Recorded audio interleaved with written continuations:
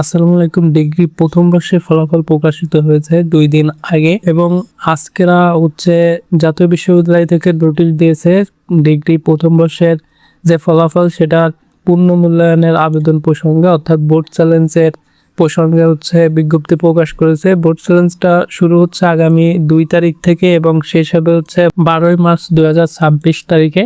এবং এটা সম্পূর্ণ অনলাইনে আবেদন করতে হবে। অনলাইনে আবেদন করার জন্য তোমাদের এদের যে ওয়েবসাইট, এই ওয়েবসাইটে চলে আসতে হবে। এখানে নোটিশে দেওয়া রয়েছে ওয়েবসাইট দুটো।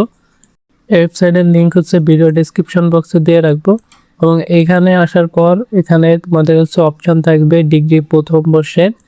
এই অপশনটা এখনো নাই, এখনো শুরু হয় নাই, এই জন্য এখানে তারপর রেজিস্ট্রেশন নম্বর দিতে হবে। তোমাদের রেজিস্ট্রেশন নম্বর দিয়ে এখানে সার্চ করলে এখানে তোমাদের নাম শো করবে। তারপর এখানে তোমাদের মোবাইল নাম্বার দিতে হবে এবং এখানে সিলেক্ট করতে হবে পেপার গুলো, কোন কোন পেপারে তোমরা বোর্ড চ্যালেঞ্জ করতে চাও। সেই ক্ষেত্রে সেই পেপার কোডগুলো এখানে সিলেক্ট করবে। তারপর সাবমিটে ক্লিক করলে এখানে পেমেন্ট করার অপশন আসবে। মোবাইল ব্যাংকিং, বিকাশ, নগদ, রকেটের মাধ্যমে পেমেন্ট করতে পারবে।